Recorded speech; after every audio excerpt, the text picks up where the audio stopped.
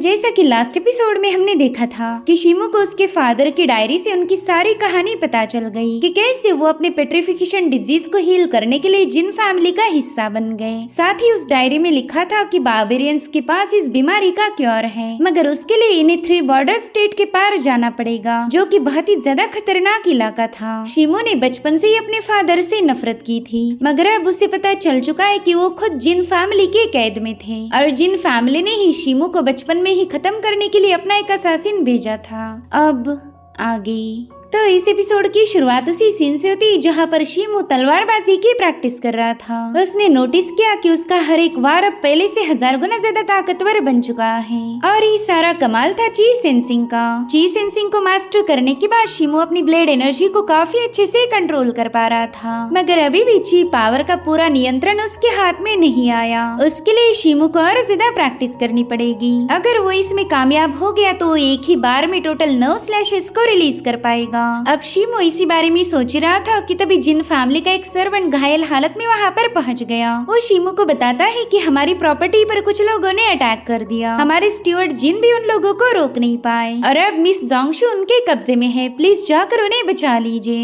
ये सब सुनकर ही शिमू काफी ज्यादा पैनिक हो गया और अब हमें शिमू की प्रॉपर्टी का सीन दिखाया जाता है जहाँ पर कुछ लोग जोंगशू को बुली कर रहे थे और वहीं पर स्टीवर्ड जिन चाहकर भी उसकी मदद नहीं कर पाते। दरअसल ये अटैक करवाया था जिन फैमिली के 5वें मास्टर के बेटे जुआन ने। तब तक शिमू भी वहाँ पर पहुँच चुका था। उसने देखा कि जुआन का एक चमचा स्टीवर्ड जिन को मारने के काफी ज्यादा करीब है, मगर शिमू ने बड़े ही कूल अंदाज में वहाँ जाकर उस बंदे के अटैक को अपनी लात से ही रोक लिया। साथ ही उन लोगों से कह रहा था कि जल्दी से जोंगशू को आजाद कर दो, वरना फिर मुझे मजबूर होकर तुम सभी को खत्म करना पड़ेगा। तभी जुआन उससे कहता है कि तू तो ब्रोकन मेरिडियन वाला एक मामूली सा लूजर है, अब तो हमारी जिन फैमिली में तेरे लिए कोई जगह नहीं, तेरी ब्लड लाइन एक कर्स है, तो तुझे इसी वजह से इस फैमिली से निकाल दिया जाएगा। तू पहले भी एक लूजर था और हमेशा एक लूजर रहेगा। जिस पर शिमू कहने लगा कि तेरे मुंह से बहादुरी की बातें अच्छी नहीं लगती, पिछली बार तूने एक फॉरबिडन पिल कंज्यूम करके मेरा मुकाबला किया था, मगर फिर भी तू इस लूजर को हरा नहीं पाया। तो क्या तुझे नहीं लगता तू मुझसे भी ज्यादा गया गुजरा है? अगर मैं कमजोर हूँ तो तू एक कमजोर बंदे को भी हरा नहीं पाया, तो अब तू सोच कि तेरी औकात क्या होगी। शिमू की बातें सुनकर जुआन काफी ज्यादा भड़क गया था। वो कह रहा था कि आज मैं तुझे खत्म कर दूंगा ताकि जिन फैमिली का कचरा साफ हो जाए, और फिर उसने अपनी थंडर पावर का इस्तेमाल करते हुए शिमू पर लगातार हमले करना शुरू कर दिए, मगर शिमू ने उसके हर एक अटैक को काफी आसानी के साथ काउंटर किया। उसकी सन एंड मून ब्लेड जुआन की दोनों वेपन्स पर भारी पड़ गई थी, मगर उतने में ही शिमू की बाह पर उसके वेपन का एक स्क्रैच लग गया, मगर उसने एक ही लात में जुआन को काफी पीछे पटक दिया। वो उससे कहने लगा कि मदर जेन और यूहान की मुझ पर काफी सारे एहसान हैं, साथ ही मैं जिन फैमिली के साथ धोखेबाजी नहीं कर सकता, इसलिए जल्दी से यहाँ से दफा हो जाओ। वल यहाँ पर जुआन के चमचे थोड़े से पैनिक हो गए। वो कह रहे थे कि जुआन ने हमें बताया था कि उसके पास कोई सीक्रेट टेक्निक है जिसका इस्तेमाल करते हुए वो शिमू को हरा सकता था, मगर यहाँ पर तो शिमू इस बंदे पर भारी पड़ गया। इससे तो ये बात साबित हो गई कि शिमू जुआन के मुकाबले काफी ज्यादा पावरफुल है। तो उनकी बातें सुनकर जुआन ने गुस्से में आकर शिमू पर एक जोरदार हमला कर दिया और उसी वक्त शिमू पर पेट्रिफिकेशन डिजीज का बैकलैश हो गया। वो तुरंत ही समझ जाता है कि जुआन की ब्लेड पर पॉइजन लगा हुआ था, इसलिए उस पॉइजन का हल्का सा स्क्रैच ही बैकलैश लाने में कामयाब हो गया। वेल यहाँ पर शिमू अब कोई हमला नहीं कर पा रहा था, उसकी बॉडी ने उसका साथ देना बंद कर दिया और इसी मौके का फायदा उठाते हुए जुआन जोंगशू के पास चला जाता है। उसने तो सीधे जाकर जोंगशू के गले पर अपनी तलवार लगा दी। इधर शिमू की तलवार भी उसके हाथ से फिसल जाती है। उस पर एक डेडली पॉइजन से अटैक किया गया था। वहीं पर जुआन उससे कहने लगा कि तुझे फाइट करने में मजा आता था ना, तो चल फिर जल्दी से फाइट कर। जितनी ज्यादा तू अपनी एनर्जी को यूज करेगा उतना ही तेजी के साथ वो पॉइजन तेरी पूरी बॉडी में फैलता जाएगा। फाइट कर वरना मैं इस बंदी को मार दूंगा। जिस पर शिमू से कहने लगा कि तुझ में इतनी हिम्मत नहीं कि तू जोंगशू को खत्म कर दे, अगर तूने उसे नुकसान पहुंचाया तो फिर तू भी मरने के लिए तैयार हो जा। जो सुनते साथ ही जुआन ने जोंगशू के गले पर एक हल्का सा कट लगा दिया। वो शिमू को दिखाना चाहता था कि वो उससे नहीं डरता। साथ ही साथ वो शिमू से कहने लगा कहा कि अगर तुम इन्हें बचाना चाहते हो तो जल्दी से अपने पावर्स का इस्तेमाल करो, वरना तो फिर मैं तुम्हारे सभी लोगों को मार दूंगा। वाले बंदा जानबूझकर शिमो को उकसा रहा था ताकि वो डेडली पॉइजन काफी तेजी के साथ उसकी पूरी बॉडी में स्प्रेड हो जाए। इधर शिमो को अपनी बॉडी बिल्कुल भी फील नहीं हो रही थी, वो तो सीधे घायल होकर घुटनों पर आ गया। उसकी ऐसी हालत देखते साथ ही जुआन की हिम्मत और भी ज्यादा बढ़ जाती है। वो तुरंत ही शिमो पर हमला करने के लिए अपना वेपन रेज कर देता है, लेकिन उसने शिमो की गर्दन के पास लाकर अपने ब्लेड को रोक लिया। वो कहता है कि मैं तुझे इतनी आसान मौत तो नहीं देने वाला, और फिर उसने शिमो पर एक जोरदार पंच हिट करते हुए उसे पीछे की तरफ पुश कर दिया। यहाँ पर शिमो उसे कह रहा था कि जल्दी से इन सभी लोगों को रिहा कर दो, अगर तुम ऐसा करते हो तो आज यहाँ पर जो कुछ भी हुआ मैं उन सारी बातों को भूल जाऊंगा, इस मैटर को बढ़ाने से कोई फायदा नहीं होने वाला। जिस पर जुआन हंसते हुए कहने लगा कि आज जो कुछ भी हुआ उसे याद रखने के लिए तेरा जिंदा रहना जरूरी है, और सच बताओ तो तेरा 1% भी चांस नहीं कि तू आज सरवाइव कर पाएगा, इसलिए फालतू की धमकियां देना बंद कर दे। मैं जिन फैमिली का सबसे बड़ा बेटा हूँ, मेरा फ्यूचर ब्राइट था, आगे चलकर मैं ही जिन फैमिली का लीडर बनने वाला था, लेकिन जिस दिन से तू इस फैमिली में आया उसी दिन से मेरी पनौती शुरू हो गई। तेरी वजह से मैंने हमेशा स्ट्रगल किया, मगर आखिरकार हेवन ने मुझे इंसाफ दिला ही दिया। तेरी ब्लड लाइन ही तेरे लिए एक कर्ज साबित हुई, और अब जिन फैमिली को तेरी जरूरत नहीं। तो शिमो उससे पूछने लगा कि बता तुझे मुझसे क्या चाहिए, जिस पर जुआन कह रहा था कि अपने घुटनों पर बैठ के रहम की भीख मांग, अगर तू अपना सिर पटक के माफी मांगेगा तो हो सकता है कि ये यंग मास्टर तेरे चमचों को जिंदा छोड़ दे। तो चलो अब बिना वक्त जाया करे अपने नौकरों के लिए भीख मांग। जो सुनकर स्टीवर्ट जिन को काफी ज्यादा बुरा लग रहा था। वो शिमो से कहते हैं कि मैंने आपकी मदर लेडी जेन से वादा किया था कि मैं हमेशा आपका ख्याल रखूंगा, इसलिए आज अगर मुझे अपनी जान ही गंवानी क्यों ना पड़ जाए, मगर आप घुटनों पर नहीं आओगे। जो सुनते साथ ही जुआन के चमचे ने स्टीवर्ट जिन पर एक लात मारते हुए अपनी तलवार रेज कर दी कि उसे इन लोगों को बचाने के लिए जुआन के सामने भीख मांगनी ही पड़ेगी। तो जुआन से कहता है कि ठीक है मैं तुम्हारे सामने नील करूंगा, लेकिन उसके बाद मैं चाहता हूँ कि तुम इन सभी लोगों को आजाद कर दो। जोंगशु उसे बता रही थी कि प्लीज ऐसा मत करो, मगर शिमो के लिए तो अपने मान सम्मान से ज्यादा इन लोगों की जिंदगी कीमती थी, इसलिए वो ना चाहते हुए जुआन के सामने घुटनों पर आ गया। लेकिन ईवल जुआन को इससे भी सुकून नहीं मिलता। वो अपने चाबुक से शिमो पर अटैक करते हुए कहने लगा कि कुत्ते ऐसे नहीं रेंगते, तुम्हें तो अभी सारी चीजें मुझे ही सिखानी पड़ेगी। इधर शिमो को बुरी तरह से जलील किया जा रहा था, जो देखकर उसके सभी लोग मायूस हो गए, और उतने में ही स्टीवर्ट जिन ने गुस्से में आकर जुआन पर हमला कर दिया। उन्होंने जुआन को बड़े ही जोर से नीचे पटक दिया, लेकिन तब तक जुआन अपना हुक उनके आर पार घुसा चुका था, जो देखते साथ ही शिमो ने गुस्से में आकर जुआन पर हमला करने की कोशिश की,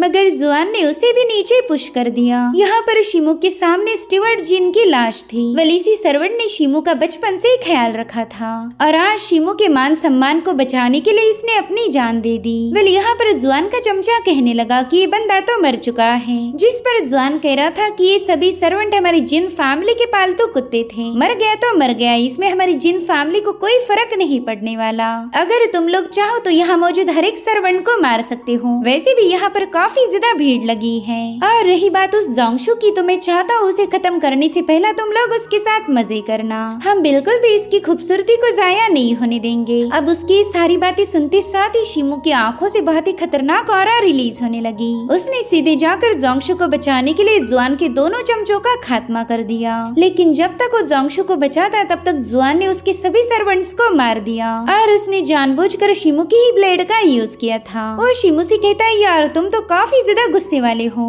मैंने तुम्हें जरा सा बुली क्या किया, तुमने तो अपने ही सर्वेंट्स को मार दिया। देखो ये सभी लोग इसके विटनेस है कि तुम्ही ने इन सर्वेंट्स को मार दिया है। अब मैं फटाफट से जाकर हमारी फैमिली हेड को इसकी रिपोर्ट करूंगा, फिर तो तुम्हें इस फिंगचिंग सिटी से बाहर निकालने के अलावा उनके पास और कोई रास्ता नहीं होगा। और रही बात इस 2 कौड़ी की लड़की की, तो इसे तो मैं अपने दोस्तों में बांटने वाला हूँ। सब यहाँ पर शिमो ने अपनी तलवार उठा ली थी। पहले तो जुआन को खत्म करने का उसका कोई इरादा नहीं था, लेकिन जुआन जैसे कमीने को जिंदा छोड़ना सबसे बड़ी गलती होगी, इसलिए वो तुरंत ही अपनी पावर्स को एक्टिवेट करते हुए जुआन पर एक जोरदार हमला कर देता है, जिससे जुआन काफी पीछे जाकर पटक गया, लेकिन उसकी बॉडी पर कोई इंजरी नहीं हुई थी। दरअसल जुआन अपने फादर जिनवेई का गोल्डन सिल्क आर्मर पहन के आया था, जो कि एक टॉप लेवल का आर्टिफैक्ट है, तो इस आर्मर के ब्रेक होने के अलावा जुआन को मारना इम्पॉसिबल था। यहाँ पर शिमो ने गुस्से में आकर जुआन पर न जाने कितने ही सारे अटैक किए थे, लेकिन जुआन पर तो इसका कोई असर ही नहीं होता।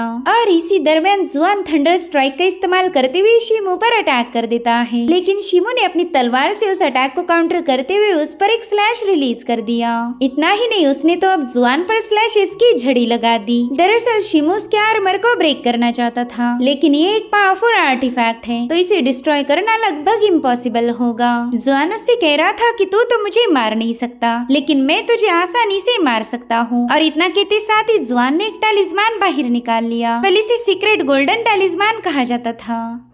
उस टैलिस्मान को देखते साथ ही जुआन के चमचे तुरंत इधर उधर छुपने लगे। उन्हें पता था कि अब यहाँ पर काफी जोरदार एक्सप्लोजन होगा। और अब जैसे ही जुआन ने उस टैलिस्मान को रिलीज किया, वहाँ पर एक फॉर्मेशन एक्टिवेट हो जाता है जो कि अपनी यंग एनर्जी को बरसाते हुए वहाँ पर एक्सप्लोजन करना शुरू कर देता है। शिमो को पता था कि सीक्रेट गोल्डन टैलिस्मान काफी ज्यादा खतरनाक होगा, इसलिए वो भी अपनी पावर्स को एक्टिवेट करते हुए उस फॉर्मेशन से बाहर जाने की कोशिश करने लगा। साथ ही शिमो ने अपने आसपास पत्थरों की एक शील्ड फॉर्म कर ली थी ताकि वो इस टैलिस्मान के अटैक से खुद को बचा सके। और उतने में वहाँ पर एक जोरदार एक्सप्लोजन होकर पूरी जगह पर धुआं फैल गया। वहीं पर जुआन तो काफी ज्यादा खुश हो गया। वो जोर जोर से हंसते हुए कहने लगा कि फाइनली मैंने शिमो को मिटा दिया। अब जिन फैमिली का टॉप टैलेंट मैं बनूंगा। आगे चलकर मैं खुद जिन फैमिली को लीड करूंगा। मगर उतने में शिमो उसके सामने अपेयर हो गया। हम देख पाते हैं कि शिमो उस पर काफी ज्यादा भड़का हुआ था और वहीं पर जुआन शिमो को जिंदा देखकर उतना ही ज्यादा सरप्राइज हो गया।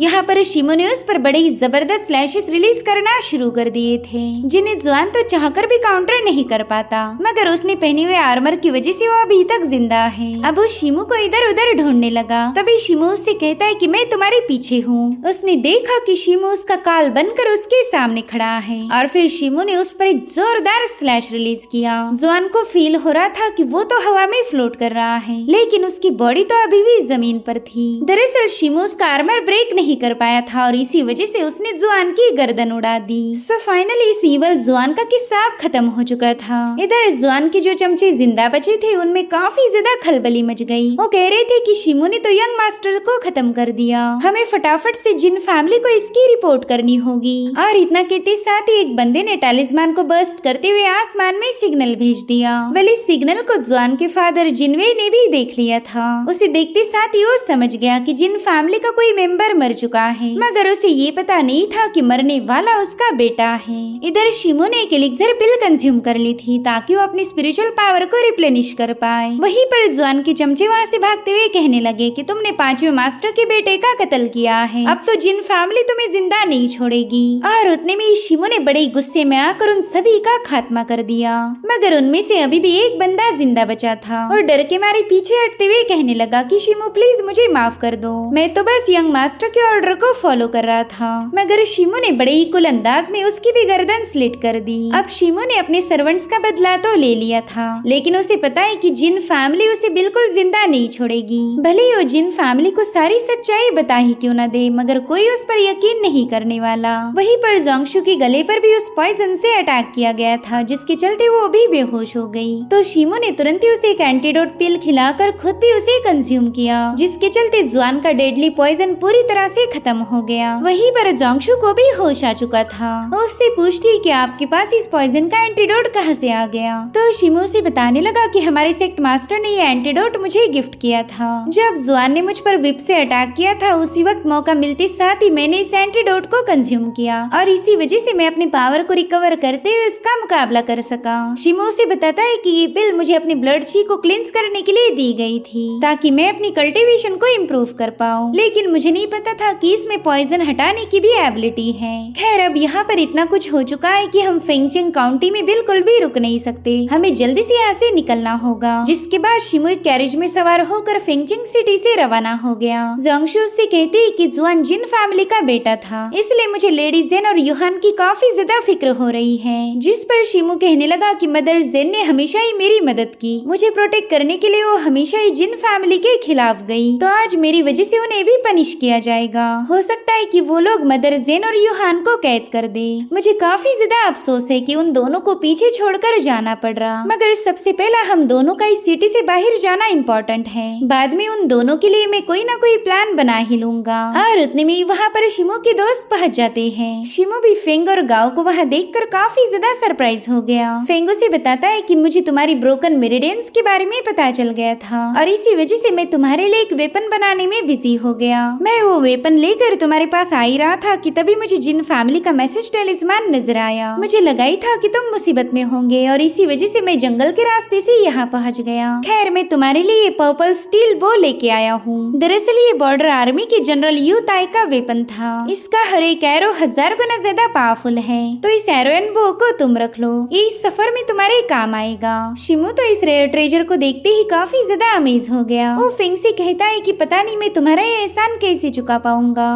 तो फेंग कहता है कि भाइयों में एहसान की बातें नहीं होती, मैं तो बस इतना चाहता हूँ कि तुम जिन फैमिली के कहर से खुद को बचा के रखो। इतना ही नहीं, गाओ भी कॉइन्स की थैली शिमो के हवाले कर देता है। वो कह रहा था कि ये हम सभी भाइयों की सेविंग्स है, इसे भी अपने पास रखो, सफर में ये पैसे तुम्हारे काम आएंगे। शिमो तो ये सब देखकर ही काफी ज्यादा इमोशनल हो गया। वो कह रहा था कि मैं आप लोगों का ये ग्रेटनेस कभी भी भूल नहीं सकता। अगर किस्मत ने साथ दिया तो मैं जरूर से इस कर्जे को चुका दूंगा। तभी फेंग उससे कहता है कि जल्दी से इस फेंगजिंग सिटी से बाहर चले जाओ। तो शिमो भी अपने भाइयों को अलविदा कहते हुए वहाँ से रवाना हो गया। उसके वहाँ से जाने के बाद गाओ अपने चीफ से कहने लगा कि आपने उस पर्पल स्टील बो को हासिल करने के लिए बहुत बड़ी कीमत अदा की है। मुझे तो पहले ये लगा था कि वो वेपन आपने खुद के लिए खरीदा। जिस पर फेंग कहने लगा कि वेपन शिमो के पास हो या मेरे पास हो, बात तो एक बराबर है। भले ही शिमो की किस्मत फिलहाल उसका साथ नहीं दे रही, मगर उस बंदे के पास गजब का टैलेंट है। बस तुम देखते जाना आगे चलकर वो कैसी ऊंचाइयों को पार करेगा।